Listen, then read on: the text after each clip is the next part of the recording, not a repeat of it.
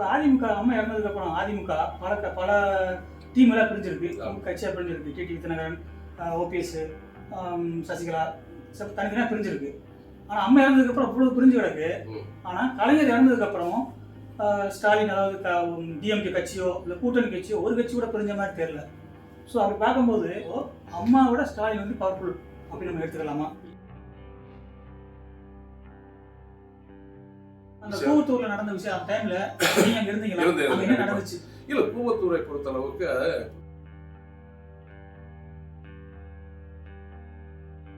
இப்போ நேற்று கூட பிஜேபிக்கு ஒரு மீட்டிங் நடந்துச்சு, மோடி வந்து பேசினாரு.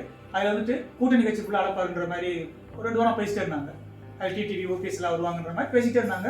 ஆனால் நேற்று மீட்டிங்கில் பேசும்போது அவருக்கு அந்த மாதிரி எதுவும் தெரியல. அப்போ பிஜேபி வந்து இவங்க ஒதுக்கிட்டாங்களா அப்படிங்கிற எப்படி புரிஞ்சுக்கலாம் நம்ம?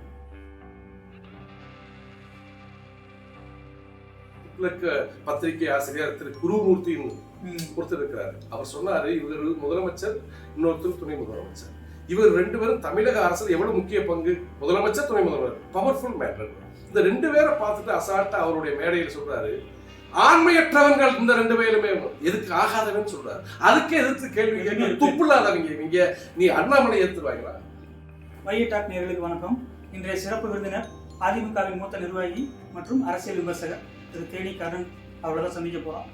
இப்போ அரசியல் சூழ்நிலை வந்து இப்போ பார்லிமெண்ட் எலெக்ஷன் 1 மாதத்தில் வரப்போகுது. இப்போ அரசியல் சூழ்நிலை என்ன, ஏடிஎம்கே டிஎம்கே எல்லா கட்சியை பற்றி ஃபுல் டீடைல்ஸ் அவர்கிட்ட கேட்க போகிறோம். நாங்கள் அவர்கிட்ட கேட்போம். ஐயா வணக்கம். வணக்கம். வணக்கம். வைகை டாக் நேயர்கள் அனைவருக்கும் வணக்கம். சொல்லுங்க தம்பி. இப்போ அதிமுக அம்மா இறந்ததுக்கப்புறம் அதிமுக பல டீமெல்லாம் பிரிஞ்சிருக்கு, கட்சியாக பிரிஞ்சிருக்கு. டிடி வித்யநாதன், ஓபிஎஸ், சசிகலா தனித்தனியாக பிரிஞ்சிருக்கு. ஆனால் அம்மா இறந்ததுக்கப்புறம் அவ்வளோ பிரிஞ்சு கிடக்கு. ஆனால் கலைஞர் இறந்ததுக்கப்புறம் ஸ்டாலின், அதாவது டிஎம்கே கட்சியோ இல்லை கூட்டணி கட்சியோ ஒரு கட்சி கூட பிரிஞ்ச மாதிரி தெரியல. ஸோ அப்படி பார்க்கும்போது இப்போ இந்தியாவை ஏந்து பார்க்குற அளவுக்கு அம்மா வந்துட்டு அவ்வளோ ஸ்ட்ராங்கான லீடர், இரும்பு பெண்மணின்னு சொல்லுவாங்க, அவ்வளோ ஸ்ட்ராங்கான இருக்கும்போது அவங்க கட்சி உடஞ்சி போயிடுச்சு. ஆனால் கலைஞர் இறந்ததுக்கப்புறம் ஸ்டாலின் தலைமை நடக்கிற ஆளுங்கட்சி வந்துட்டு ஒன்றும் உடையிற மாதிரி தெரியல. ஸோ அம்மாவோட ஸ்டாலின் வந்து பவர்ஃபுல் அப்படின்னு நம்ம எடுத்துக்கலாமா? இல்லை, அப்படி எடுத்துக்க முடியாது. அவங்க அதிகாரத்துக்கு வர காரணமே வந்து எங்களுடைய பிளவு தான். அதை ஒன்று ஒத்துக்கிறேன். ஏன்னா திமுகவை தமிழக மக்கள் விரும்பவே கிடையாது. அவங்க போன சட்டமன்ற தேர்தலில் எங்களுடைய பிளவு மட்டும்தான் அவருடைய வெற்றிக்கு வழிவகுத்தது. அதுக்கடுத்தபடி நான் என்ன சொல்ல வரேன், அது ஒரு குடும்ப இயக்கம். திமுக என்பது அதை மறந்துட்டாங்க. அது அண்ணாவும் புரட்சித் தலைவர் எம்ஜிஆரோட பரப்புரை, அண்ணாவுடைய பரப்புரை, அதனால தான் திமுக வந்து அதிகாரத்துக்கு வந்தது. இப்போ கலைஞர் அதை சொந்தம் கொண்டாடி கொண்டார். அப்போ முழுக்க முழுக்க அதிகாரத்தை அந்த திமுகவில் இருக்கக்கூடிய முக்கிய பொறுப்பு எல்லாம் திமுக குடும்பம் வைத்திருக்கிறது. ஆக அதுக்குள்ள வந்து கோஷ்டி பூசல் வந்தாலும் வைகோ சென்று விட்டு அங்கே திரும்பி வந்து விட்டார். ஆகவே முழுக்க அவங்க கட்டுப்பாடுகள் வைத்திருக்கிறார். அதனாலதான் குடும்ப கட்சி. அதை பாருங்க, அந்த திமுகவை பொறுத்த அளவுக்கு அவங்க கருணாநிதியோட அந்த வகைரா உள்ளவே பொறுப்புல இருப்பாங்க. இப்ப அழகிரியும் பொறுப்புல இருக்கிற மாதிரி இருக்காரு, ஆனா மறைமுகமா இருக்கிறாரு. அதனால அது ஒரு குடும்ப இயக்கம். இது வந்து ஜனநாயக இயக்கம் அதிமுக. ஆனா என்னன்னா, இதுல ஒரு தவறு, எடப்பாடி பழனிசாமி என்ற ஒரு சுயநலவாதி வந்ததனால்தான், அவரை முதலமைச்சராக்கியதனால்தான் இத்தனை பிளவு. அது நாட்டு மக்களுக்கு தெரியும். கண்டிப்பா வந்து எங்களுடைய அம்மா இறப்புக்கு பிறகு நடந்த பிளவுக்கு முழுக்க காரணகர்த்தா எடப்பாடி பழனிசாமி கம்பெனி தான். ஒரு குழு இந்த இயக்கத்தை கைப்பற்றி விட வேண்டும். எப்படி அண்ணா உருவாக்கி அந்த இயக்கத்தை கலைஞர் குடும்பம் கைப்பற்றி வைத்திருக்கிறதோ, அதே போல இந்த கொங்கு மண்டலத்தை சேர்ந்த ஒரு மூத்த அமைச்சர்கள், முக்கிய நிர்வாகிகள் திட்டமிட்டு அம்மா இறப்புக்கு பிறகு சின்னமா சிறு செல்வதற்கு கூட காரணகர்த்தா அவர்கள் தான் என்று சொல்லுவேன். அப்படிப்பட்டு ஒரு திட்டம் இடுகிறார்களே, இவர்கள் இப்படி செய்கிறார்களே என்ற அந்த அவர்கள் எல்லாம் நல்ல எண்ணத்தோடு தான் சின்னமா பார்த்தாங்க. அவர்களெல்லாம் நல்லவர்கள், கட்சியில மூத்த நிர்வாகிகள் பார்த்தாங்க. ஆனா சதி செய்த ஒரு தான் சொல்ல போறேன், இவர்கள் எல்லாம் வந்து குடிபிடித்துக் கொண்டிருக்கிறார்கள் எங்களுக்கு தெரியாது, அம்மாவுக்கும் தெரியாது. அப்படிதான் கொங்கு மண்டலத்தை சேர்ந்த எடப்பாடி பழனிசாமிக்கு முதலமைச்சர் பதவியை பரிந்துரை பண்ணாங்க. ஏன்னா அம்மா நினைச்சிருந்தா அவங்க தான் சரிக்கு போறாங்க, தினகரன் அவர்களையோ அல்லது திவாகரன் அவர்களையோ, அல்லது இப்ப சொல்றாங்களே ஒரு சமுதாயம் சார்ந்துதான் அவங்களுக்கு ஒரு சப்போர்ட் இருக்கா இல்லைன்னு சொல்றாங்க. அப்படி நினைச்சிருந்தால் மன்னிக்கணும். ஆக்சுவலா அம்மா இருக்கும்போது வந்துட்டு நம்பிக்கையா வந்து ஓபிஎஸ் வச்சாங்க. ஆமா, அதே போல சசிகலா வந்ததுக்கு அப்புறம் ஓபிஎஸ் நம்பிக்கை வச்சிருக்கலாம்ல. இல்ல, அதுதான் ஒரு குழு அப்படின்னா கொங்கு மண்டலத்தை சேர்ந்த ஒரு குழு திரு அண்ணன் ஓபிஎஸ் அவர்களை எந்த விஷயத்துல இவர் அலிகேஷன் சரி. ஏன்னா அம்மா இறப்புக்கு பிறகு ஓபிஎஸ் தான் சின்னமா பரிந்துரை பண்ணாங்க, அது உங்களுக்கு தெரியும் நினைக்கிறேன். அவர் தான் இடைக்கால முதலமைச்சராக இருந்தார்.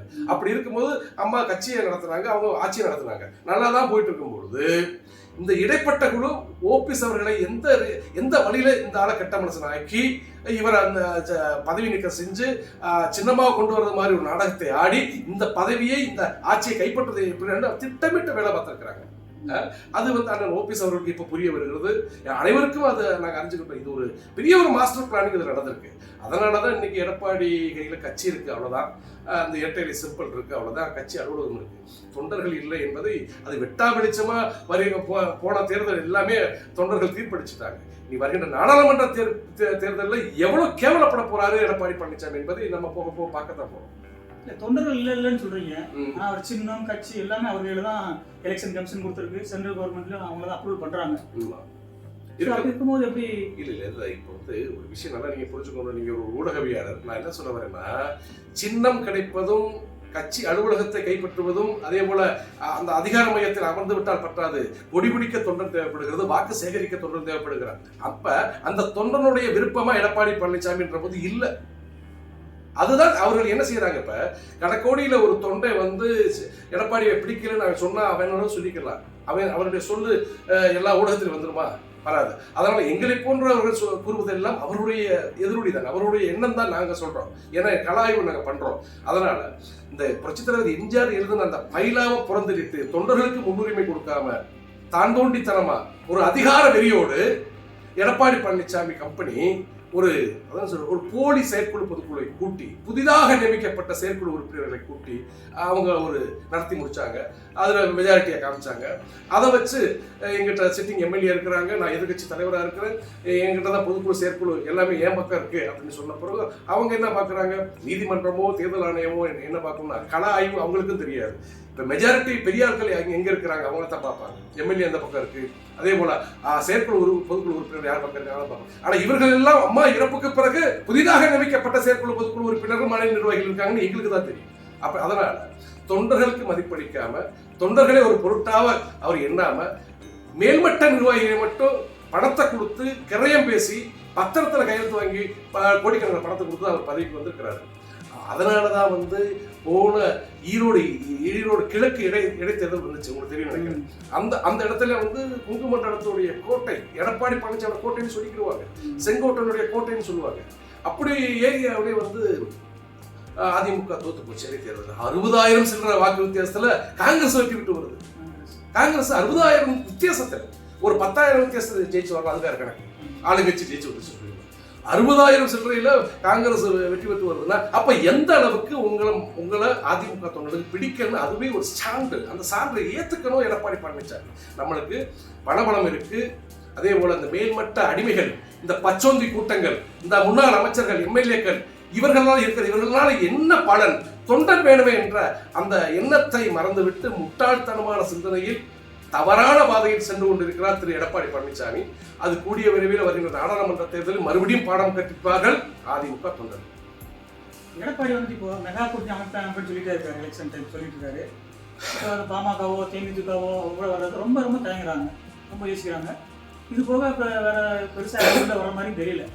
மெகா கூட்டணி எப்படி அமைக்க முடியும்னு தெரியல. முதல்ல நீங்க ஒன்று புரிஞ்சுக்கணும்ல, தனியரசுன்னு ஒருத்தர் இருக்கிறார். அம்மா காலகட்டத்திலே அவங்களுக்கு ஒரு சீட் ஒதுக்கி கொடுப்பாங்க, அவர் எம்எல்ஏ பொங்கு சைடில் அந்த சமுதாய மக்களுடைய பிரதிநிதித்துவம் அவர் இருப்பாரு. அம்மா இறப்புக்கு பிறகு அவர் கூட இருக்கிறாரு. இந்த சுயநலவாதி கட்சியை பிரிச்சு முக்கிய நிர்வாகிகளை நீக்கிட்டேன்னு சொல்லி கட்சி என்னதான் சொல்ல போறாங்க, நீ கட்சி இல்லடா, கட்சின்னா எடுத்துக்கிட்டா அம்மாவுக்கு எடுத்து சின்னமா அப்படின்னு சொல்லிட்டு இதுவரைக்கும் அவருக்கு எதிராக செயல்பட்டு கொண்டிருக்கிறார். அவர் என்ன ஸ்டேட்மெண்ட் கொடுக்கிறாருன்னா, என்னுடைய சமுதாயத்தில் பிறந்து என்னுடைய சமுதாயத்தவே அசிங்கப்படுத்திட்டு இருக்காங்க எடப்பாடி பழனிசாமி, நாங்கள் இப்படிலாம் துரோகம் பண்ண மாட்டோம், இது ஒரு பச்சை துரோகம், தொண்டர்களுக்கும் செய்யக்கூடிய துரோகம், சின்னமா இந்த துரோகத்தை என்னால் ஏற்றுக்க முடியாதனால நான் எப்பவும் எடப்பாடி பழனிசாமிக்கு எதிராகத்தான் இருக்கின்ற போது அவரும் கூட்டணி கட்சி தானே, அதுல சொந்த சமுதாயமே எதிர்க்கிற போது பிற கட்சிகள் இவரை நம்பி எப்படி வருவாங்க? நல்லா ஒண்ணு புரிஞ்சுக்கணும். நீங்க பாமக கூட்டணி வச்சாங்க, வலுக்கட்டாயமாக எடுத்து போன சட்டமன்ற தேர்தலையும் போன நாடாளுமன்ற தேர்தலையும் பாமக ஒரு காலகட்டத்துல தம்பி நல்லா ஒண்ணு புரிஞ்சுக்கணும், அதிமுகவோட கூட்டணி வைக்க அப்பாயின்மெண்ட் கேட்டு கிடப்பானுவ. அதுல மத்தியில் ஆளக்கூடிய பிஜேபி, அதுதான் அந்த வரிசையில் பிஜேபி இருந்துச்சு.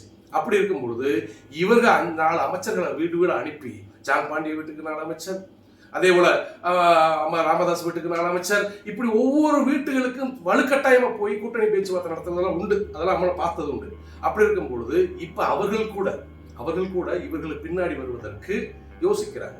ஏன்னா ஈரோடு இடைத்தேர்தல் மட்டுமல்ல, நிறைய தேர்தலை கடந்து வந்திருக்கிறார் எடப்பாடி பழனிசாமி. அதிகாரத்தில் இருந்த போதும் அதிகாரத்தில் இல்லாத போதும் இப்ப முழுக்க கட்சியினுடைய கட்டுப்பாடு என்று சொல்றாரு. கட்டுப்பாடு இருந்த போதும் கூட அவர் தோல்வியை தான் சந்திச்சிட்டு இருக்கிறாரு. ஒரு சிறிய ஒரு கூட்டணி கட்சி, சிறிய ஒரு இதர கட்சி, இப்ப தேமுதிக எடுத்துக்கலாம். அவங்க என்ன நினைப்பாங்க, நமக்கு கட்சிக்கு ஒரு கூட்டணி வைக்கும் போது நம்ம வந்து எல்லாருக்கும் பிரச்சாரம் பண்ண போறோம். அப்ப பிரச்சாரம் பண்ணா எல்லாரும் சேர்ந்து தான் ஓட்டு போடுவாங்க. அதிமுக தொண்டரும் நமக்கு ஓட்டு போடணுமா இல்லையா? அப்பதான் நம்ம ஜெயிக்க முடியும். ஒரு தொகுதியில வந்து ஒரு 6% 7% வாக்கு தான் வச்சிருக்கும் அந்த கட்சி. அவங்க முழுக்க அதிமுக தொண்டரை நம்பி தான் வருவாங்க கூட்டணிக்கு. அப்படின்ற போது தொண்டனே இல்லையே, அதனால கூட்டணி பேச்சுவார்த்தை யாருமே நடத்த முன் வர மாட்டேன்றாங்க எடப்பாடி பழனிசாமி. முதல்ல நீங்க ஒன்றுபட்டா தானே நாங்க உங்க கூட பயணிக்க முடியும். நீங்க ஒன்றுபடாம நாலாம் மூணா பிரிஞ்சுட்டு இருக்கும் போது அப்ப நாங்க உங்களோட கூட்டணி வச்சு எங்களுடைய வேட்பாளரை நிறுத்தி நாங்க டெபாசிட் போவோம், அந்த எண்ணம் அனைவருக்குமே உண்டு. அதனாலதான் ஜான் பாண்டிய போய் பிஜேபி நினைச்சிட்டாரு. இதெல்லாம் புரிஞ்சுக்கணும் நீங்க. அதுக்கடுத்தபடியா இந்த பாமக ஒண்ணு இருக்கு. அந்த பாமக வந்து அவங்களும் நினைச்சிட்டு இருக்கிறாங்க நம்ம சொல்றதுக்கெல்லாம் அந்த அவர் சார்ந்த இன மக்கள் தலையாட்டம்னு நினைச்சிட்டு இருக்கிறாங்க. என்னை பொறுத்த அளவுக்கு எனக்கு அந்த வன்னியின மக்கள் நிறைய நட்பு வட்டாரங்கள் உண்டு. அவங்க எல்லாம் இப்ப என்ன சொல்றாங்க அப்படின்னா, எடப்பாடி பழனிசாமி ஒரு 420ன்றாங்க. என்னப்பா அப்படி சொல்ற அப்படின்னு. 420ங்க போன சட்டமன்ற தேர்தலில் அவசரமாக 10.5% இடஒதுக்கீடு எங்களுக்கு கொடுக்குற மாதிரி கொடுத்துட்டு அது போலியாக, அதுலயும் வந்து ஒரு முதலமைச்சர் ஒரு திட்டத்தை அறிவிக்கிறார், ஒரு இடஒதுக்கீடு, அது நினைச்சு நிக்கணும். ஆண்டாண்டு காலத்தை நினைச்சுதான் நிக்கணும், அதை மாற்றவே முடியாது. எதுவுமே சர்வே பண்ணாம எந்த ஒரு கள ஆய்வு பண்ணாம தவறுதான். அப்ப கள ஆய்வு பண்ணாம அவசரமாக எங்களுடைய வாக்குகளை பெறுவதற்காக இப்படி ஒரு திட்டத்தை கொடுத்து அவரை எதிர்கட்சி தலைவர் ஆக்கினதே நாங்க தான். ஆனா அந்த திட்டம் நாங்க போராடிக்கிட்டு இருக்க அந்த திட்டம் கிடைச்சிருச்சுன்ற சந்தோஷத்துல போட்டோம். ஆனா மறுபடியும் அது நிலைச்சு நிக்கல. அதனால எடப்பாடி பழனிசாமியை நம்பி அதான் சொல்ல வரேன், ராமதாஸ் போல அன்புமணி போல நாங்க போக மாட்டோம், நாங்க வாக்களிக்க மாட்டோம் அப்படின்னு அந்த மக்களுடைய மனநிலையை ஒருத்தர் சொல்றாரு. அதனால அவங்களே பணத்துக்கு ஆசைப்பட்டு கூட்டணி வைத்தாலும் தோல்விதான். அதே போல தேமுதிக இருக்கு, பேச்சுவார்த்தை நடத்திட்டு இருக்கிறாங்க. தேமுதிக ஒரு காலகட்டத்துல எங்க ஊர் சிறிய கிராமத்துல தேமுதிக ஒரு 300-200 வாக்குகள் உள்ளாட்சி தேர்தலில் வாங்க. சின்ன கிராமத்துல ஒரு பூத்துல இப்போ ஒருத்தன் கிடையாது தேமுதிகவில். அதே மாதிரி தமிழகம் முழுக்க இருக்கு. இந்த மேல் மட்டத்தில் இருக்கக்கூடிய நிர்வாகி மட்டும் தான் இருக்கிறாங்க. அதனால தேமுதிக எதை நம்பி இவங்க கூட போறாங்க, இவங்களை ஏத்துக்கிற போறாங்க. அதனால அவங்க கூட டிமாண்ட் வைக்கிறாங்க, எனக்கு இந்த தேர்தல் மேல நம்பிக்கை இல்லை, எனக்கு ராஜ்யசபா எம்பி தருவியா, இப்ப எம்எல்ஏ வாக்களிச்சா ஒரு ராஜ்யசபா எம்பி கிடைக்கும்ல, வெளிப்படையா கேட்கறாங்க. தேர்தலில் தோக்க போறோம், வெட்டா வெளிச்சமா தோக்க போறோம், ஆமா எனக்கு ராஜ்யசபா சீட்டு கொடு அப்படின்னா நான் கூட்டணி வைக்கின்றாங்க. அப்படி இப்படி கேவலப்பட அவசியம் இருக்கா? அதுதான் சொல்ல, நம்மளுடைய குடும்ப பிரச்சனை நாம உட்காந்து பேசி தீர்க்காம எதுக்கு ஊரங்கால பிடிச்சிட்டு இருக்க, அதை தான் தொடர்ச்சியா வந்து நாங்கெல்லாம் புலம்பிட்டு இருக்கோம். ஆனா சிவடங்கால சங்குடுற மாதிரி உட்கார்ந்து இருக்கிறாரு எடப்பாடி பழனிசாமி. சின்னமா அதைத்தான் தொடர்ச்சியா வந்து நான் கூட எடப்பாடி பழனிசாமி கண்ட மாதிரி விமர்சனம் செய்வேன், ஏன்னா அவ்வளவு கோபம் இருக்குது எங்களுக்கு. ஆனா சின்னமா இது வரைக்கும் தான் பிள்ளைகளை நினைச்சு பிள்ளைகள் திருந்தி வருவாங்கிற நம்பிக்கையில் இருக்கிறாங்க. பிள்ளைகள் திருந்தி வந்தால் கண்டிப்பா அதிமுக என்ற ஒரு இயக்கம் நீடிக்கும் தமிழகத்தில். இல்லைன்னா இந்த நாடாளுமன்ற தேர்தலுக்குள்ள அதிமுகவை அழிஞ்சு போயிடும். இந்த நாடாளுமன்ற தேர்தல் ரிசல்ட் வந்துச்சா முடிஞ்சு போச்சு, எவனும் கட்சியில் இருக்க மாட்டான். அதிமுக பொறுத்தளவுக்கு எல்லாத்தையும் ஒருங்கிணைக்க சொல்றீங்க. ஆமா, யாரு வந்து ஒருங்கிணைக்க முடியும்? கண்டிப்பா சின்னமா அவர்களால் ஒருங்கிணைக்க முடியும். அந்த ஒருங்கிணைப்பை ஏற்று அனைவரும் வர வேண்டும், சுயநலத்தை விட வேண்டும். நான் பெரிய தலைவர் இப்ப தினகரன் சொல்லிட்டு இருக்காருல்ல, நான் என் கட்சிக்கு நான் பொதுச் செயலாளர். அதே மாதிரி இவர் என்ன சொல்றாரு, ஓபிஎஸ் என்ன சொல்றாரு, நான் தான் ஒருங்கிணைப்பாளர் அப்படின்னு சொல்றாரு. முதல்ல நீங்க அனைவரும் சேர்ந்துதானே சின்னமாவை பொதுச்செயலாளர், ஏன் அதை மறந்துட்டீங்கன்னு நாங்க கேட்கிறோம். தொண்டர்களாக நாங்க என்ன கேட்கிறோம்னா, நீங்க எல்லாரும் சேர்ந்து கொண்டு போய் போயஸ் கார்டன்ல வந்து கெஞ்சி கதறி கொடுத்தீங்க, அம்மா கட்சி ஆட்சி நீ தான் பார்க்கணுமா காப்பாற்றணும்னு கொடுத்தீங்க, அதை ஏன் மறந்துட்டீங்க? அவங்க கேட்டாங்களா? ஏன் நான் தான் கட்சியை வழிநடத்துன்னு சொன்னாங்க, ஆட்சி நான் வழிநடத்துன்னு சொன்னாங்களா? நீங்க கொடுத்துட்டு இப்ப நீங்களே வந்து அவங்க யாருக்கும் தெரியாதுன்னு சொல்லும்போது மக்களுடைய மனநிலையை கொஞ்சம் ஒத்து கவனிக்க மாட்டேன்றாங்க இந்த சுயநலவாதிகள். மக்களுடைய மனநிலை எப்படி இருக்கு? அந்த அம்மா 4.5 ஆண்டு சிறை தண்டனை, என்ன நடந்துச்சு? அவங்க என்ன அதிகாரத்தில் இருந்தாங்க? எந்த அதிகாரத்திலையும் இல்லாம அவங்களுக்கு 4.5 ஆண்டு சிறை தண்டனை. ஒன்று அமைச்சர் வந்து மோசடி பண்ணியிருக்கணும், ஊழல் பண்ணிருக்கணும், எதுவுமே இல்லாம அம்மா கூட இருந்ததுனால் மட்டுமே 4.5 ஆண்டு சிறை தண்டனை. அப்ப இவ்வளவு அனுபவிச்சுட்டு ஒரு பெண்மணி வந்து இன்னும் வந்து யாரையும் இவர்கள் என்னென்ன பேசி போனாங்க, அவங்க யாருமே பேசாம எது நடந்து முடிச்சு போச்சு, விட்டுருங்க. இனி எல்லாம் ஒன்று சேர்ந்து நின்று தீய சக்தி திமுகவை எதிர்கொள்ள வேண்டும். திமுக தொடர்ச்சியாக தமிழகத்தில் அதிகாரத்துக்கு வந்தால் மக்களுக்கு கேடு, நாட்டுக்கு கேடுன்னு சொல்றாங்க. அதை புரிஞ்சுக்கணுமா இல்லையா? எடப்பாடி பொறுத்தளவுக்கு ஓபிஎஸ், டிடிவி, சசிகலா யாரும் கொண்டு வரக்கூடாதுன்னு சொல்றாரு அவரு. ஆமா, அப்பே விட்டு கட்சி, அவங்க அப்பே விட்டு கட்சி, அது வரக்கூடாது அப்படின்னு சொல்றாருல. பொது ஜனமா நான் என்ன கேட்கிறேன்னா, அந்த எடப்பாடி ஒதுக்கிட்டு மத்த எல்லாம் ஒன்று சேர்றதுக்கான உண்டான வழியை வேலையை பார்க்கலாம்ல. இல்ல அது யார் ஒதுக்கி இல்ல, ஒரு விஷயம், தொண்டர்கள் எல்லாம் ஒரு திட்டத்தில் இருக்கிறாங்க. எப்பயுமே தொண்டர்களை பொறுத்த அளவுக்கு சின்னம்மா அவர்களை பொதுச் செயலராகத்தான் பாக்குறாங்க. அதனாலதான் சின்னம்மா ஒரு அழைப்பு விட்டா எல்லா தொண்டர்களும் டி நகர் வந்தாங்க. அதே மாதிரி அவங்க போற இடத்துக்கெல்லாம் தொண்டர்கள் போகிறாங்க. இந்த மேல்மட்டத்தில் இருக்கக்கூடிய முன்னாள் அமைச்சர் 2 பேர் சொல்லிக்கிட்டு இருக்காங்க, ஒரு புற பச்சொந்தி கூட்டங்கள். இந்த பச்சொந்தி கூட்டங்கள் தான் வந்து வழிக்கு வராம இருக்காங்க. தொண்டர்கள் எப்பயுமே எங்களுக்கு சப்போர்ட்டா இருக்கிறாங்க. அதனாலதான் இவர்களுக்கு தோல்வி. தொண்டர்கள் சப்போர்ட்டா இருந்தா இவர்கள் எல்லாத்திலையும் ஜெயிச்சு வந்துருவாங்கல்ல. தொண்டர்கள் முழுக்க எங்களுக்கு சப்போர்ட்டா இருக்காங்க. அது வந்து தேர்தலில் தெரியும். அப்பயும் கூட சின்னம்மா என்ன சொல்றாங்க, கட்சியை ஒருங்கிணைச்சு சின்னத்துக்கு அவகேடு வராம நம்ம எல்லாம் ஒன்று சேர்ந்து ஒரு வீட்டுல ஒரு தாய் எடுக்கக்கூடிய முடிவு தான் சரியா இருக்குன்னு சொல்றாங்க. அது கேட்காம தான் தோண்டித்தனமா அனைவருமே சுயநலத்தோடு அலைகிறாங்க. அது இவர்களுக்கெல்லாம் இன்னும் அசிங்கப்பட்டு தொண்டர்களால் செருப்பால் அடிச்சு வெட்டுற வரைக்கும் புத்தி தெரியாது எடப்பாடி பழனிசாமி. இப்ப ஆளுங்கட்சியா வந்துட்டு டிஎம்கே இருக்கு, எதிர்கட்சியா வந்துட்டு ஏடிஎம்கே இருக்கு. ஆனா அண்ணாமலை நாங்களே எதிர்கட்சின்னு சொல்லிட்டே இருக்காரு. அதை சொல்லும் போது ஏடிஎம்கே எடப்பாடி சும்மா தான் இருக்காரு. உண்மையிலேயே வந்துட்டு பிஜேபி வெளியே இருந்தா அதை சொல்லணும்ல, நாங்க எதிர்கட்சி ஏன் சொல்லணும், ஓப்பனா சொல்ல மாட்டேங்கிறாரு. இல்ல, ஒரு விஷயம், நீங்க அதை மட்டும் நீங்க பாத்துருக்கீங்க.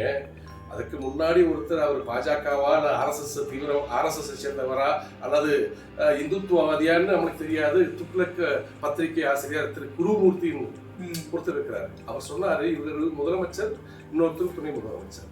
இவர் 2 பேரும் தமிழக அரசில் எவ்வளவு முக்கிய பங்கு, முதலமைச்சர் துணை முதல்வர், பவர்ஃபுல் மேட்டர். இந்த 2 பேரை பார்த்துட்டு அசால்ட்டா அவருடைய மேடையில் சொல்றாரு, ஆண்மையற்றவங்கள் இந்த 2 பேருமே எதுக்கு ஆகாதவன்னு சொல்றாரு. அதுக்கே எதிர்த்து கேள்வி கேட்க துப்புலாதவங்க இவங்க. நீ அண்ணாமலை ஏத்துருவாங்களா? அண்ணாமலை இப்ப சொல்லிக்கிறாங்களே, பிஜேபிக்கு இடம் இல்லை, நாங்க எங்களுடைய கதவு அடைக்கப்பட்டது, அவங்க திறந்து வச்சிருந்தா எங்களுக்கு தேவையில்லை, எங்களுடைய கதவு அடைக்கப்பட்டது, நாங்கள் பிஜேபி மதவாத சக்தியோடு சேர மாட்டோம்னு இப்ப நிறைய செய்தி தொடர்பாளர்கள் பேசுவது உண்டு, முன்னாள் அமைச்சர்கள் ஊடகத்தில் பேசுவது உண்டு. அதெல்லாம் பார்த்துட்டு தான் இருக்கும். ஓப்பன் ஸ்டேட்மெண்ட்டே கொடுத்துட்டாங்க பிஜேபியோட கூட்டணி இல்லைன்னு. நான் என்ன கேட்கிறேன்னா, இதுக்கு முன்னாடி நீங்க இணக்கமா இருக்கும் போதே உங்களை மதிக்காத அண்ணாமலை அப்ப அன்னைக்கே உங்களை அவர் சேர்க்கல, இது தேவைன்னு தான் சொன்னாரு. அப்ப நீங்க கேட்ட கேள்விக்கு பதில் சொல்ல வரேன். அப்ப செய்தியாளர் சந்திப்புல உங்களுடைய இயக்கம் எப்படி இல்ல, நாங்க எங்களுக்கு எதிரி திமுக, எனக்கும் திமுகவுக்கு தான் டஃப், நாங்க தான் போட்டி, எதிர்கட்சி நாங்க தான் செயல்பட்டு இருக்கோம் சொல்லும் போதே நீங்க முடிஞ்சு போச்சு, உங்க சீனே முடிஞ்சு போச்சு. அப்படின்ற போது அன்னைக்கே வந்து ஒரு 2 வருஷத்துக்கு முன்னாடி இந்த பேச்சு நடந்துச்சு. நல்லா அவங்க புரிஞ்சுக்கணும். எதிர்கட்சினா நாங்க தான் அப்படின்னு பிஜேபி இருக்க அத்தனை நிர்வாகிகளும் சொல்லும் போது இவங்க சைலண்டா தான் இருந்தாங்க. அதனால அன்னைக்கே பிஜேபி உங்களை ஒதுக்க பார்த்துச்சு. இப்ப இவங்க ஒதுக்கிட்டதாக சொல்றாங்க. என்ன சொல்றாங்க, அதுதான் ஒரு 4 வருஷம் 3 மாதத்துக்கு பிஜேபியோட தயவு தேவைப்பட்டுச்சு எடப்பாடி பழனிசாமி. ஆட்சிக்கு அவகேடு வரக்கூடாது, நம்ம அமைச்சர் மேல ஊழல் வழக்கு வந்துடக்கூடாது, எதுவும் நடந்துடக்கூடாது, சின்னமா கொண்டு நம்ம கூட வச்சிடக்கூடாது, தினகரனை நினைச்சிடக்கூடாது அப்படின்னு அவங்களுடைய ஆதரவு தேவைப்பட்டுச்சு. முடிஞ்சு போச்சு. இப்ப சிறுபான்மையினோட வாக்கு கிடைச்சது. முதல்ல அதிமுக கார வாக்கு போடுறாங்க பாருங்க, முதல்ல சிறுபான்மையினர் போயிருவோம். என்ன சொல்ல வரேன், முதல்ல ஊர்ல அதிமுக யாருன்னு தெரியல. அதிமுக ஒரு ஏடிஎம்கே காரன் சொன்னோம்னா எந்த அணியில இருக்கிறாங்க, ஓபிஎஸ்ஆ எந்த அணின்னு தெரியல. இல்ல இது உண்மையிலேயே ரொம்ப அச்சப்படக்கூடிய ஒரு விஷயம் நீங்க கேட்டது. நான் என்ன சொல்ல வரேன்னா, இது உண்மையிலே தொண்டர்கள் மிக மனம் வருத்தத்தில் இருக்கிறாங்க. நேரத்தை நிறைய பேர் சொல்லியிருக்கிறாங்க, என்ன வீட்டை விட்டு வெளியே வந்து வேட்டிக்கிட்டு வர முடியல, என்கிட்ட கட்சி வெட்டி அதிகமா இருக்கு, சரி வேட்டி கட்டி வெளியே வர ஒரு ஃபங்க்ஷனுக்கு போனாலும் முடிச்சு பார்க்கிறான், ஏன்னா ஓபிஎஸ்ஆ, டிடிவியா அல்லது சசிகலாவா அல்லது எடப்பாடி டீமா அப்படின்னு கேட்கிற போது நான் அந்த இடத்துக்கு என்ன சொல்லணும்னு தெரியல. அதிமுக காரன்னு சொல்லிட்டு பேச மனம் ரொம்ப மோசம். அதுதான் சொல்லு, இவருடைய சுயநலத்துக்காக அதிமுக தொண்டர்களை ரொம்ப மனம் குலைய வச்சிருக்கிறாங்க. அதுக்குத்தான் வந்து அவங்க என்ன செய்ய முடியும், அந்த தேர்தல் நேரத்தில் தான் அவங்களுடைய பதிலடியை கொடுப்பாங்க, அவங்களுடைய பதிலையும் கொடுப்பாங்க. போன வாட்டி டிஎம்கே ஜெயிக்கும் அந்த எலெக்ஷன் கோரிக்கை சொல்லும்போது கொரோனா கொலை வழக்கு ஆளுங்கட்சியா வந்த உடனே முதல்ல விசாரிக்க போறது விசாரிச்சு உடனே தண்டனை கொடுப்பேன் 100 நாள் அப்படின்ற மாதிரி சொன்னார். இப்போ எனக்கு தெரிஞ்சு 3.5 வருஷம் ஆச்சு ஆளுங்கட்சியா வந்து விசாரிக்கன்றாங்க, ஒன்றும் பெருசாக விசாரிக்கிற மாதிரி தெரியல. இப்போ நம்ம ஊர்ல தமிழ்நாடு பொறுத்தளவுக்கு ஒரு 234 தொகுதி எம்எல்ஏ இருக்காங்க. எந்த ஒரு வீட்லயாவது ஒரு கரண்ட் லைட் ஆஃப் ஆகுதோ சிசிடிவி இல்லாத கூட எனக்கு தெரிஞ்சு நான் பார்க்கல. அப்படி இருக்கும்போது ஜெயலலிதா வந்து எவ்வளவு பவர்ஃபுல்லான ஆளு, மோடியே வந்துட்டு இங்க வந்து போக பார்த்தோம். ஸோ அவ்வளவு பவர்ஃபுல்லான ஆளு. அம்மா இறந்ததுக்கு அப்புறம் அந்த வீட்டுல சிசிடிவி வேலை செய்யல, அந்த லைட் பவர் கட் ஆச்சு அப்படின்றாங்க. இது ஒரு சின்ன பையன் கூட நம்புற மாதிரி இருக்காது. இது எப்படி சாத்தியம்? ஒரு விஷயம் அதுதான், நான் நிறைய ஊடகத்தில் நான் நிறைய விஷயங்களை சொல்லியிருக்கிறேன். நான் திரு ஸ்டாலின் அவர், இன்றைய முதலமைச்சர் ஸ்டாலின் அவர்கள் ஒரு தேர்தல் வாக்குறுதியில கண்டிப்பா அவர் வந்து சொன்னதை நம்பிதான் அதிமுக தொண்டரை வாக்களிச்சிருக்கிறார். நல்லா புரிஞ்சுங்க, எடப்பாடி எதிர்ப்பாளர், எடப்பாடியோடைய அந்த அந்த பதவி வெறி பிடிக்காதவன் கொங்கு மண்டலத்திலே திமுகவுக்கு வாக்களிச்சிருக்க அதிமுக தொண்டர் சொல்லுவேன். அது எனக்கு சொல்றதுக்கு அச்சமா இருக்கு. ஏன்னா உதயசூரியன் சின்னத்தை பார்த்தாலே வந்து ஒரு வெறிய பார்க்கக்கூடிய அதிமுக தொண்டர் இன்னைக்கு ஸ்டாலின் அவர்களுக்கு வாக்களிச்சு போன நகர்ப்புற உள்ளாட்சி தேர்தலில் வாக்களிச்சு பெரும்பான்மை திமுக வந்திருக்க காரணம் என்ன தெரியுமா? இவங்க ஆட்சிக்கு வந்த கண்டிப்பா எடப்பாடி பழனிசாமி, எஸ்பி வேலுமணி, தங்கமணி, வீரமணி, இந்த மணிகள் எல்லாமே ஊழல்ல மிகப்பெரிய ஒரு சாம்ராஜ்யத்தை கட்டி கொடி கட்டி பறந்துட்டு இருக்காங்க. அப்ப இவங்களுக்கெல்லாம் வந்து இவர் கொடுக்குற ஸ்டேட்மெண்ட் ஒரு நடக்க போகுது, நடந்துரும் அப்படின்னு நினைச்சு வாக்களிச்சு முதலமைச்சர் ஆயிட்டாரு. அவர் இப்போ தேர்தல் வாக்குறுதி கொடுத்துட்டாரு. கொடுத்து ஏதோ தொடுற மாதிரி தொடுவேன், நீ அழுகிற மாதிரி அழுகுன்ற மாதிரி எஸ்பி வேலுமணி வீட்டில் டச் பண்ணி விட்டுட்டு, தங்கமணி வீட்டை டச் பண்ணி விட்டுட்டு, அதே போல வீரமணி வீட்டை டச் பண்ணி விட்டு அப்படி விட்டாங்க. என்ன ஆச்சு? ஒரு பீடி தொழிலாளி வீட்டில் கிலோ கணக்கில் தங்கம். யாரு? வீரமணி அவருடைய தகப்பனா ஒரு கூலி பீடி தொழிலாளி. வரலாறு தான் சொல்லுது. அப்ப அங்க பார்த்தா ரேஸ் ரோஸ் கார், அந்த என்ன பேர் கூட சொல்ல தெரியல, ரோஸ் ரேஸ் காரா, அந்த வெளிநாட்டு காரு, விலை மதிப்பற்ற காரு, அந்த காரு, பல கார்கள், அதே போல தங்கம், வெள்ளி, பணம், கணக்கில்லாத டாக்குமெண்ட் இதெல்லாம் கிடைச்சிருக்கு. யாரு? அவங்க அப்பா என்ன ஜமீன்தாரா? கிடையாது, பீடி தொழிலாளி. அதே போல எஸ்பி வேலுமணி, அவங்களுடைய புரிவு என்ன? அவங்க அம்மா ஒரு சத்துணவுல பொறுப்பாளர், அவங்க அப்பா ஒரு அதிமுகவுடைய தொண்டர். அவ்வளவுதான். இதுதான் வரலாறு. வேற ஒன்றும் பெருசா கிடையாது. அவர் கட்சி வேலை பார்ப்பாரு, சின்ன சின்ன டெண்டர் எடுத்து பார்ப்பாரு. எங்க ஊர்ல நிறைய பேர் டெண்டர் எடுத்து வேலை பார்த்து அப்படியே தான் இருக்கிறாங்க. எஸ்பி வேலுமணி மாதிரி சொத்து வாங்கலையே. அப்ப அதுக்கெல்லாம் கணக்கு சொல்லி ஆனோம்ல, ஏன் விசாரணை முடிக்கிட்டீங்க? சரி, ரைடு அடிச்சிங்க, நிறைய விஷயங்கள் வந்துச்சு, அதை அப்படி அங்கீகரிச்சு. அதுக்கு அடுத்தபடியா கொடநாடு கொலை வழக்கு. கொடநாடு கொலை வழக்கு நீங்க கேட்டீங்க, நீங்களும் சந்தேகப்படுறீங்க, அதைத்தான் பொதுமக்களும் சந்தேகப்படுறாங்க, அதிமுக தொண்டரும் சந்தேகப்படுறாங்க. அதிமுக ஆட்சி நடந்து கொண்டு இருக்கிறது, அம்மாவின் ஆட்சி, எடப்பாடி பழனிசாமி முதலமைச்சராக இருக்கிறார். அப்படி இருக்கும்போது அங்கே இரண்டடுக்கு பாதுகாப்பு. ஏன்னா இரண்டாவதாக போயஸ் கார்டன், அது அப்படிதான் பார்க்கிறோம். கொடநாடு பங்களாவு இரண்டாவது போயஸ் கார்டன், அதே போல இரண்டாவது செக்ரட்டரியேட். அது முதலமைச்சர் அங்கேயும் வருவாங்க, முழு கவர்மெண்ட் அங்கே இருந்த மாதிரி இருக்கும். அப்படி இருக்கும்போது அதுக்கு நாங்கள் கோயிலா பார்க்கிறோம். அந்த இடத்துல அவ்வளவு பாதுகாப்பு சாதாரணமாக இருந்து போக முடியாது.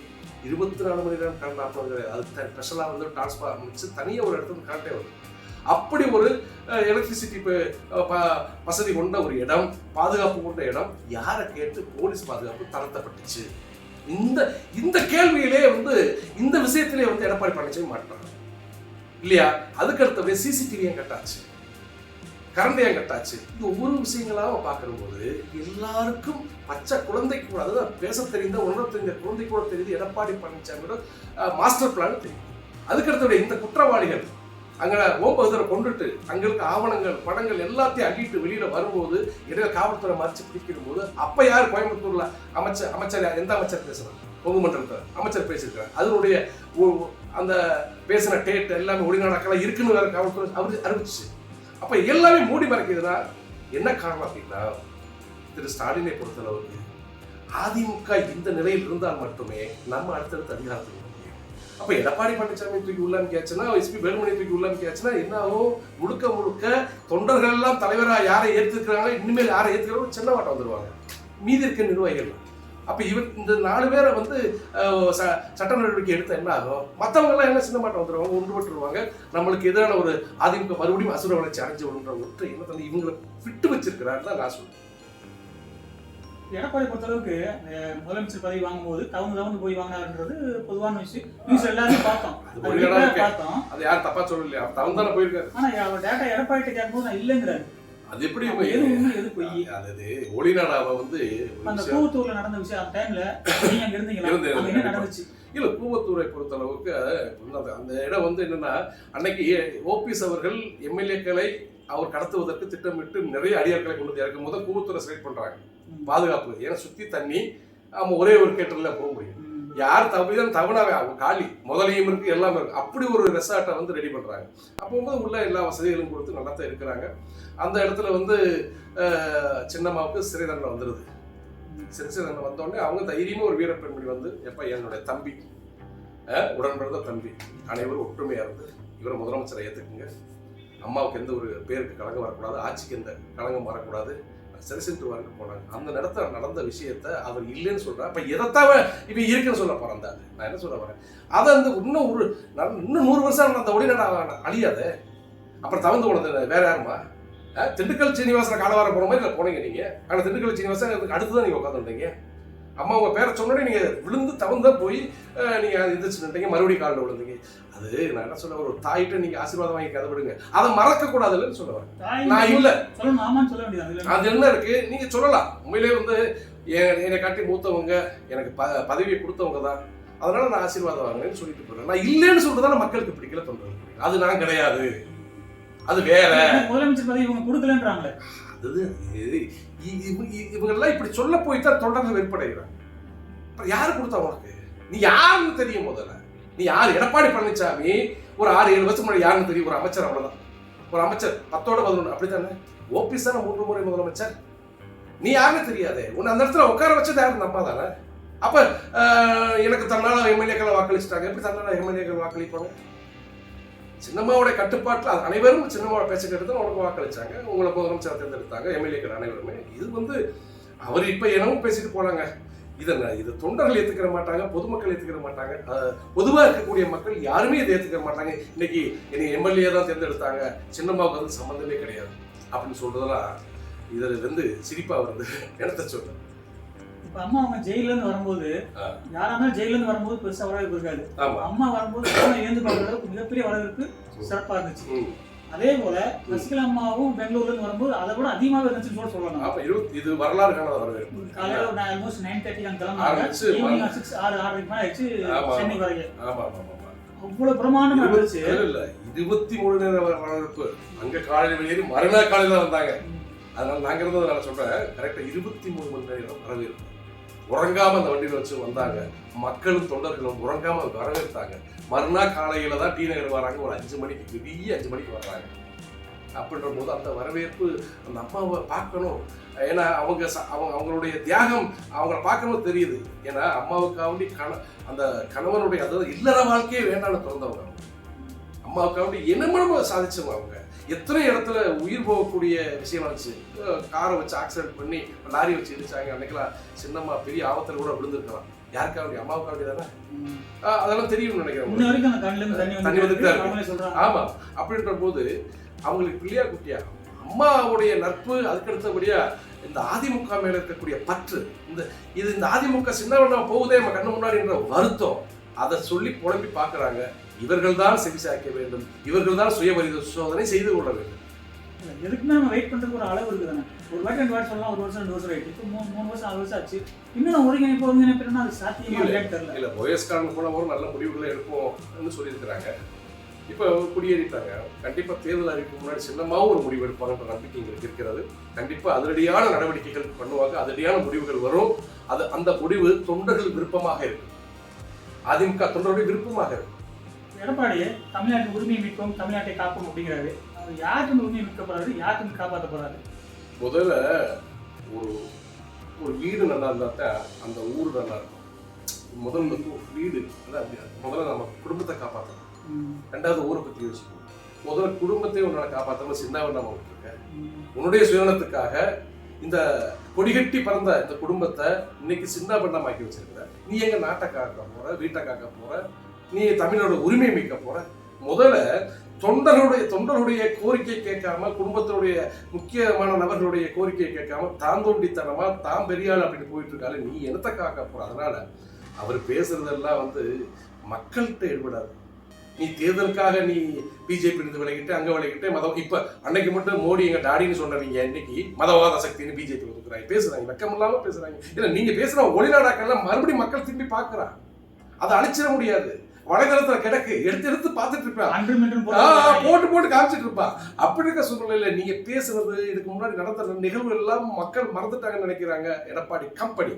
ஆகவே எல்லாம் மனசுல வச்சுட்டு இருக்கிறாங்க. அவர் என்ன சொன்னாலும் மக்கள் மத்தியில் எடுபடாது.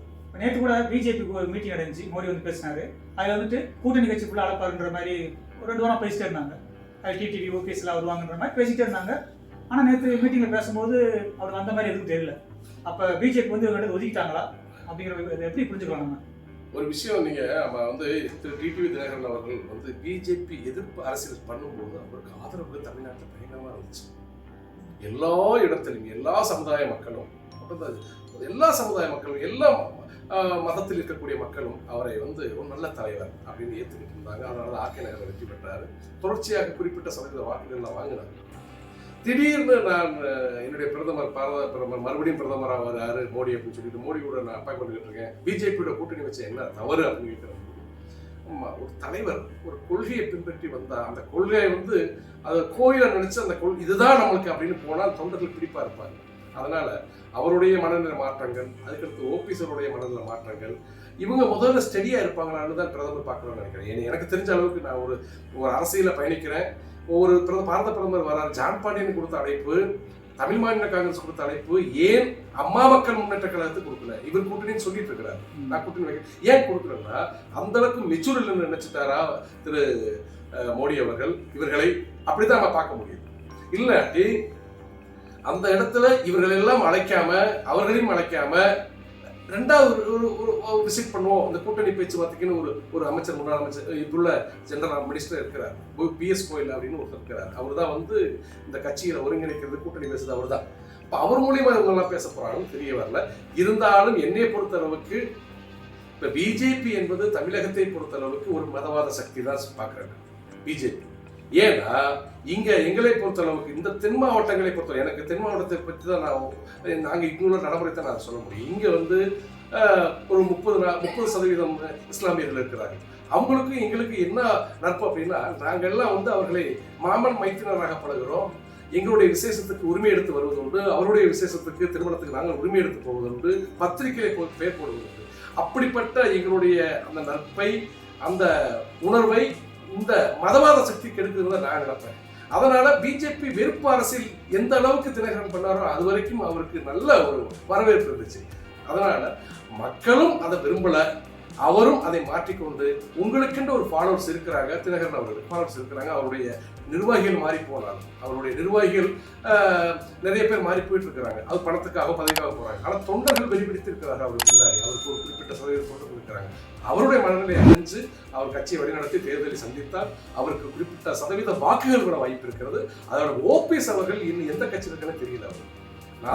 அவர் ஓபிஎஸ் அவர்கள் எந்த கட்சி நம்ம கட்சியை விட்டு நீக்கிட்டாரு? எடப்பாடி பழனிசாமி தான் அதிமுக சொல்லிட்டு இருக்கிறாரு. சட்டம் அதுதான் சொல்லுதுங்க, தேர்தல் ஆணையம் தான் சொல்லுது, நீதிமன்றம் சொல்லிடுச்சு. அப்படின்ற போது அதிமுக வந்து நீக்கப்பட்டவர் யாரு? திரு ஓபிஎஸ் அவருடைய சகாக்கள். அப்படின்ற போது ஓபிஎஸ்க்கு எந்த ரீசன்ல அந்த மேடையில அழைப்பு விடுறதுன்னு அந்த யோசனை இருக்கு. அதிமுக அழைப்பு விட்டு அவங்க வந்து பிரச்சனை பண்ணுவாங்க. அதிமுக நாங்க இருக்கமே, அவர் எப்படி நீங்க அதிமுக சொல்லலாம்? நீதிமன்றம் சொல்றது, நீதிமன்றம் எதிர்ப்பாயிருங்க. ஒரு பாரத பிரதமர் நீதிமன்றம் எதிர்ப்பு பண்ண முடியாது. ஒரு நீதிமன்றம் சொன்ன தீர்ப்பு, தேர்தல் ஆணையம் சொன்ன தீர்ப்பை இவங்க முறியடிச்சு அதிமுக சார்பாக திரு ஓபிஎஸ் அவர்கள் வந்திருக்கான்னு சொல்ல முடியாது நிலையில. அதனால பிரதமர் சரியாகத்தான் செய்திருக்காருன்னு சொல்றாங்க. எடப்பாடி சைடு அவங்க டீமையும் கூப்பிடல, இல்ல அவங்க கூட்டணி முடிவுட்டாங்க, அவங்க முடிவு சொல்லிட்டாங்க. ஆமா, இந்த மீட்டிங்ல வந்துட்டு டிடிவி ஓபிஎஸ் அவரையும் யாரையும் கூப்பிடல. ஆமா, அப்ப பிஜேபி தனிச்சு நிக்க முடிவு பண்ணிட்டாங்களோ? இல்ல, அது ஒரே விஷயம் நல்லா நீங்க புரிஞ்சுக்கணும். தமிழ்நாட்டை பொறுத்த அளவுக்கு பிஜேபி ஒரு என்ன சொல்ல வர ஒரு பயங்கர கனவுல போயிட்டு இருக்கு. கூட்டம் வந்தா போதும், இந்த கூட்டம் கூட நம்மளுக்கு வாக்களிச்சிருவாங்கன்னு நம்ம நினைக்கிறாங்க. கூட்டத்தை திரட்டுறாங்க. அது வந்து எங்களை பொறுத்த அளவுக்கு இப்போ அவங்க தனிச்சு நின்று நோட்டாவுக்கு பின்னாடி போனவங்க தான் வரலாறு உண்டு. இப்போ அவங்க அண்ணாமலை பொறுப்பேற்ற பிறகு இந்த என் மக்கள் யாத்திரை நடத்துறாங்க. அந்த யாத்திரையில வர்றவங்க பூரா வாக்களித்து பார்க்கலான்னு முதல்ல நம்ம சிந்திக்கணும். அதனால வருகின்ற நாடாளுமன்ற தேர்தலில் தான் தெரியும் பிஜேபி எந்த அளவுக்கு வளர்ந்துருக்குது, எந்த அளவுக்கு இருந்த வாக்கை சிதைச்சிருக்குதுன்னு நம்ம போகப்போதான் தெரியும். ஆகவே பிஜேபி தனித்து நின்று ஒன்றும் ஆணியை புடுங்க போறது கிடையாது. எடப்பாடி தனித்து நின்றோ இப்படி இருந்த ஆணியை புடுங்க முடியாது. இவர்கள் தனித்தனித்து நின்று எதுவுமே செய்ய முடியாது. திமுகவுக்கு வாய்ப்பு தான். அந்த நீங்க சொன்னீங்களே அது மாதிரி பொதுமக்கள் அதான் நினைக்கிறாங்க. ஏன்னா ஒரு குடும்பத்தில் நாளமுடா பிரிஞ்சுட்டா அதுல என்ன இருக்கு, என்ன முன்னேற்றம் இருக்கு? அதுதான் எந்த ஒரு செலவும் இல்லாமல், எந்த ஒரு உழைப்பும் இல்லாமல் மறுபடியும் 39-40 தொகுதிகளில் திமுக வர வாய்ப்பளிப்பதே யார் அப்படின்னா இந்த அதிமுகவினுடைய சுயநலவாதிகள் தான். அதுக்கு பிஜேபி ஒரு பிரச்சனை இல்லை. பிஜேபி ஒரு விஷயம் நல்லா நீங்க புரிஞ்சுக்கோங்க, தனிச்சு நின்று தேர்தலை சந்திக்கட்டும். கண்டிப்பா சொல்றேன், எனக்கு தெரிஞ்ச கல ஆய்வு இன்னைக்கு அதிமுக வாக்கு சிதறி கிடக்கு, யாருக்கு போடணும்னு யோசிச்சுட்டு இருக்கேன். அந்த அதிமுக தொண்டை நினைக்கிறேன் இவங்க எவனுக்கு போடக்கூடாதா, நம்ம நாம் தமிழருக்கு போடக்கூடாதுன்னு எண்ணத்துல இருக்கிறேன். அது எனக்கு தெரியுது. அப்ப நாம் தமிழ் 2வது இடத்துல கூட தக்க வைக்க வாய்ப்பு இருக்கிறது. 3வது இடத்துல பிஜேபி வருமா, எடப்பாடி பழனிசாமி வருவான்னு சொல்ல முடியாது. அப்ப 2வது இடத்தை திமுக வெற்றி பெறப் போகிறது. இவர்களுடைய பிளவுனால 2வது இடத்தை அதிக வாக்கு வாங்கி நாம் தமிழர் இயக்கம் கைப்பற்ற போகிறது. அதில் எந்த மாற்றம் இல்லை. நான் கள ஆய்வு பண்ணி சொல்றேன். இதில் வந்து நான் நாம் தமிழர் இயக்கத்தை சேர்ந்தவர் இல்லை, நான் அதிமுக தொண்டர். நான் சொல்றேன் கட நிலவரம் அப்படி இருக்கு. ஏன்னா இவருடைய சுயநலத்தை பார்க்கிற பொழுது எந்த கட்சியோடும் கூட்டணி வைக்காம, யாருடையும் சமரசம் செய்யாம, தொடர்ச்சியாக அவர் கட்சி ஆரம்பிச்சிலிருந்து தொடர்ச்சியாக தனிச்சு நின்று அவர் எல்லா இடத்திலும் பொதுக்கூட்டத்தை கூட்டி மக்களுடைய உரையாற்றி பேசி பேசி பேசி எனக்கு ஓட்டு போடுங்கப்பா, எனக்கு அதிகாரத்தை கொடுங்கப்பா கெஞ்சின போது ஈவரக்கப்பட்டாது வாக்கு போடுவார், ஓட்டு போடுவாங்க. நான் பணம் தர மாட்டேன், உன்னை காப்பாற்றணும்னா எனக்கு ஓட்டு போடு அப்படின்னு கேட்கிறார். அதனால அவருடைய பேச்சுக்கு இன்றைய இளைஞர்கள் கண்டிப்பா செவி சாய்க்கிறாங்க. அதனால 2வது இடத்தை தக்க வைப்பார் என்ற கள ஆய்வு அப்படி சொல்லுது. தக்க வைப்பார் யாரு? சீமானவர். நீங்க இப்படி சொல்றீங்க இதை. ஆனா போன வாரம் புதிய தலைமுறை சேனல்ல இருந்து கருத்து கணிப்பு சர்வே எடுத்திருக்காங்க. அதுல வந்து டிஎம்கே வந்து ஜெயிக்க போகுது, 2வது பிஜேபி, 3வது ஏடிஎம்கே போகும் அப்படின்ற மாதிரி கருத்து கணிப்பு சொல்றாங்க. 2வது பிஜேபி அப்படின்னா அதான் இருக்க ஊடகம் எல்லாமே வந்து மத்தியில் ஆளக்கூடிய பாஜக பாய்க்கவே கூடாது, 2வது இடத்தை தாழ்த்தாவது கொடுத்துருவோம் அப்படின்னு நினைக்கிறேன். சீமான் நல்லா புரியுது. போன சட்டமன்ற தேர்தலில் நீங்க ஒவ்வொரு தொகுதியை நீங்க கணக்கிட்டு பாருங்க, கம்மியான வாக்கு 10,000 இருக்கும், இல்லாட்டி 18,000 20,000. இல்ல இப்ப கூட்டணியே முடிவாகும் போது எப்படி கருத்து கணிப்பு கரெக்டா இருக்கும்? இல்ல அவங்க ஏதோ அவங்களுடைய டிஆர்பி ரேட் ஏகரணும், அதனால அவங்களுடைய சப்போர்ட்டை வெளியில சொல்லணும்னு அந்த ஊடகங்கள் நிறைய ஊடகங்கள் நிறமாறி போவதை நம்ம பார்ப்பதுண்டு. அதாவது அவங்க சர்வே பண்ண விஷயம்தான் அடுத்து தேர்தல் ரிசல்ட்டா வரப்போகுதுன்னா ஒரு காலத்திலையும் இல்லை. மக்களோட மனநிலை எப்பயும் மாறும். வாக்களிக்கிற மனசுலதான் இருக்க சர்வே, புரியுதுங்களா? அவன் மனசுல என்ன நினைச்சிருக்கான்னு புதிய தலைமுறைக்கு எப்படி தெரியும்? நான் ஊருக்குள்ள 4 பேர்ட்ட விசாரிச்சு போன போயுமா? இப்ப நானே சொல்றேன் நாம் தமிழர் சீமான் அவர் தான் வந்து 2வது இடத்துல வரப்போறாரு அப்படின்னு. ஆனா நாங்க என்ன செய்யணும், நாங்க கலந்து பேசுவோம். கிராமப்புறங்கள் கலந்து பேசுற போது இளைஞர்கள் எல்லாம் மனமாற்றமாகி போச்சு. இது என்ன திமுக அதிமுக பாவம் எப்படி பேசுறாரு அப்படின்னு சீமானை தூக்கி பிடிக்க ஆரம்பிச்சு. கிளைக்கழகம் உருவாயிருச்சு வாலிப்பாறையில. அப்படியே பார்த்தா ஒன்றிய பொறுப்பாளர்கள் போட்டாங்க. இப்ப பார்க்கிற போது ஒரு காலகட்டத்தில் தேமுதிக எப்படி இருந்துச்சு அதை காட்டி அசுர வளர்ச்சி அடைஞ்சிருக்கிறது நாம் தமிழர் இயக்கம். அப்படின்னும் போது நாம் தமிழர் இயக்கம் வருகின்ற நாடாளுமன்ற தேர்தல் 2வது இடத்தை தக்க வைக்க வாய்ப்பு இருக்குன்னு நான் சொன்னேன். ஒரு மாசம் எலெக்ஷன் வர, பார்லிமெண்ட் எலெக்ஷன் அறிவிக்க போறாங்க. இப்போ இருக்க சூழ்நிலை பார்த்தா எடப்பாடி வெற்றி தனியா, ஓபிஎஸ் தனித்தனியா இருக்காங்க. இப்படியே போச்சுன்னா ஓபிஎஸ் டிவி எடப்பாடிக்கும் ஒரு நிலைமை எப்படி இருக்கும்? இல்ல நிலைமை தான் சின்னம் வந்து இப்போதைக்கு எடப்பாடி தான் இருக்கு. அது சின்ன தேர்தல் ஆணையம் ஓபிஎஸ் என்ன சொல்றாருன்னா ரெட்டலட்சணத்துல நிற்பேன் அப்படிங்கிறாரு. அது வெறுமனே அவர் சொல்றாரு, அது என்ன அர்த்தத்துல சொல்றாரு நம்மளுக்கு புரிய வரல. தேர்தல் ஆணையம் சொல்லிடுச்சு, நீதிமன்றமும் தீர்ப்பு கொடுத்துருச்சு, உங்களை வேட்டியே கட்டக்கூடாதுன்னு சொல்லிடுச்சு. இதை காட்டிலும் மோசமான நிலைக்கு யாரும் தள்ளப்படாது. வேட்டியை கட்டக்கூடாதுன்னு சொல்றாங்க. வேட்டி அவர் அதிமுக வேட்டி கட்டுறது, கார்ல கொடி கட்டுறது. இப்ப அந்த நிலையில இருக்கிறதுனால ஒரு நல்ல முடிவு எடுத்து சின்னம்மா அவர்களை சந்தித்து தினகரன் எல்லாருமே இப்ப நான் சொல்றேன் எடப்பாடினால் புறக்கணிச்சிருக்கேன்னு சொல்றாரு. எடப்பாடி சொல்ற இவர்களெல்லாம் தேவை, அவர்கள்லாம் ஒன்று சேர்ந்து சின்னம்மாவட்ட ஆலோசனை பெற்றாலே வருகின்ற நாடாளுமன்ற தேர்தலுக்குள்ள ஒரு தாக்கத்தை ஏற்படுத்தலாம். நாங்க இல்லாட்டி அதிமுக இல்லைன்ற தாக்கத்தாவது ஏற்படுத்தலாம்ல. ஏன் வந்து இன்ன வரைக்கும் சின்னம்மாவை ஓபிஎஸ் அவர்கள் பொதுச்செயலாளர் ஏத்துக்கிற மறுக்கிறாரு, தினகரன் ஏன் ஏத்துக்கிற மறுக்கிறாரு? இவருடைய சுயநலத்தை விட்டு சின்னம்மாட்ட போனா தான் நல்லா இருக்கும். அதைத்தான் சொல்ல வர, இதாவது நடத்துங்கன்னு தொடர்ச்சியா ஊடக வழியாக சொல்லிட்டு இருக்கிறேன். நீங்க ஒருங்கிணைப்பாளர்னு சொல்லிக்கிட்டே இருக்கிறீங்க, உங்களுடைய ஆதரவோட வச்சுக்கிட்டு நம்ம என்னதான் சாதிக்க முடியும்? தமிழகம் முழுக்க வேறுபாடு நிறுத்தி அவன் காட்டை வித்து மேட்டை வித்து அவன் செலவழிப்பானா? இல்லையே. அப்ப என்ன செய்யணும்? சின்னம்மாவை இன்னும் பொறுமையை ஏன் காக்குறாங்க? நீங்க என்னதான் நடத்துறீங்க பாப்பா, என்கிட்ட வாங்க, நல்ல ஆலோசனை தருவேன் அப்படின்னு சொல்லும்போது அண்ணன் ஓபிஎஸ் அவர்கள் கண்டிப்பாக சின்னம்மாவை சந்திக்க வேண்டும். அண்ணன் தினகரன் அவர்களும் சின்னம்மாவை சந்திக்க வேண்டும். சந்தித்து ஒரு முடிவு எடுத்து நாடாளுமன்ற தேர்தலில் நம்மளுடைய வாக்கு சதவீதம் என்ன வெற்றி பெறுவோமோ அது ஆண்டவனுக்கு தெரியும். மக்களுடைய மனநிலை சொல்ல முடியாது. நம்மளுடைய வாக்கு சதவீதத்தை நம்ம மேலோங்கி காமிச்சாதான் அந்த கட்சியை கைப்பற்ற முடியும். இல்லை நான் தேர்தல் வரைக்கும் சின்ன கையில் வந்துடும், அவர் டெபாசிட் போயிடுவாரு, எதுவும் தோத்து எல்லாம் தோக்குறதான யார் ஜெயிக்க போறீங்க? எடப்பாடி ஜெயிச்சிட போறாரா இல்ல ஓபிஎஸ் தனிச்சு நின்று ஜெயிக்க போறாரா தினகரன் தனிச்சு ஜெயிக்க போறாரு? முடியவே முடியாது. திமுக ஜெயிக்க போகுது. அதான் 2வது இடத்துல சீமான் வர போறாரு. அந்த அளவுக்கு மக்கள் மனநிலை மாறி போய் நிற்கும். அதனால ஒரு முடிவு எடுக்கணும், அது கூடிய விரைவில் எடுக்கணும். இதைத்தான் நான் தொடர்ச்சியா சின்னம்மாவை நேரில் சென்று சந்திங்கள். ஆனா சந்திப்பதும் கூட ஒரு பொதுச் செயலாளரை சந்திக்க செல்வதை போல அறிவிப்பு கொடுத்து போய் சந்திக்கணும். இவங்கதான் உண்மையான பொதுச் செயலாளர் அப்படின்னு சொல்லி அறிவிப்பு கொடுத்து போய் சந்திச்சாதான் அங்க சின்னம்மா நல்ல கோளாறுன்னு சொல்லுவாங்க. அது கூடிய விரைவில் நடக்கணும் என்று அதிமுக தொண்டர்களும் பொதுமக்களும் நினைச்சிட்டு இருக்கிறாங்க. அதை எப்ப நடக்கும்னு நினைச்சிட்டு வெயிட் பண்ணிட்டு இருக்கிறாங்க. அது நடக்கும்ன்ற நம்பிக்கை எங்களுக்கு இருக்கிறது. சின்னம்மாவும் ஒரு அதிரடியான நடவடிக்கைகள் எடுப்பாங்க, நல்ல விஷயங்களை சொல்லுவாங்க. தேர்தலுக்கு முன்னாடி ஒரு நல்ல செய்தி அனைவருக்கும் வரும்ன்ற நம்பிக்கை எங்களுக்கு இருக்கு. உங்களோட பொண்ணான நேரத்தை ஒதுக்கி நம்ம சேனலுக்காக இன்றைக்கு நடக்கிற அரசியல் புள்ளி கொடுத்ததுக்கு ரொம்ப நன்றி. நன்றி.